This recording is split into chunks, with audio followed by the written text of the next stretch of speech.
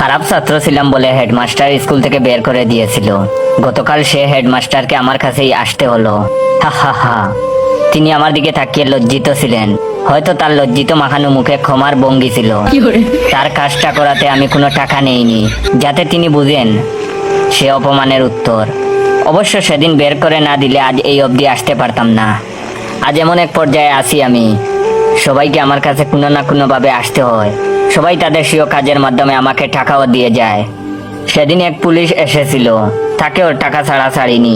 প্রথমত টাকা দিতে চায়নি, পরে আমি চেয়ার থেকে উঠে জোর করে টাকা আদায় করেছি। এখন আমার সে অধিকার হয়েছে।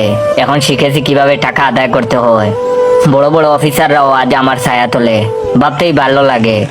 অথচ যখন টাকার অভাবে এসএসসি পরীক্ষায় হাত পেতেছি এসব নামকরা বড় লোকদের কাছে, কেউ সেদিন সে খালি হাতকে বরিয়ে দেয়নি, ফিরে তাকায়নি অবধি।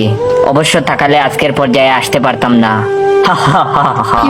প্রতিটা প্রতিষ্ঠিত শিক্ষিত মানুষের উচিত একজন করে শিক্ষিত মানুষ তৈরি করা, লালন করা। অথচ কেউ করে না। যদি করতো সেদিন টাকার অভাবে আমাকে কাঁদতে হতো না, রাস্তায় দাঁড়াতে হতো না। অবশ্য করলে আজকের পর্যায়ে আসতেও পারতাম না। তাই ধন্যবাদ তাদের। ভাবতেই ভালো লাগে, যে মেয়েটি আমাকে প্রত্যাখ্যান করেছিল টাকা ছিল না বলে, সে মেয়ের হাজবেন্ডও গতকাল এসেছিল। হা হা হা। অন্যরকম ভালো লেগেছিল আমার কাছে। লজ্জায় সে বাইরে ছিল, আমার অফিসেও ঢুকতে পারেনি। অবশ্য সেদিন টাকার জন্য আমাকে রিজেক্ট না করলে আজকের পজিশনে আসতে পারতাম না। হা হা হা। তবে তার লাঞ্ছনায় একটা কথা বুঝেছি, ভালো ছেলের জন্য মেয়েরা তাদের হাত ধরে না, মেয়েরা হাত ধরে শুধু টাকার, শুধু টাকার। যেদিন থেকে বেকার হয়ে ঘুরেছি রাস্তায় রাস্তায় একটা কাজের আশায়, সেদিন সবার ধিক্কার পেয়েছি। অবশ্য ধিক্কার না পেলে আজ এই অবধি আসতেও পারতাম না। হা হা হা।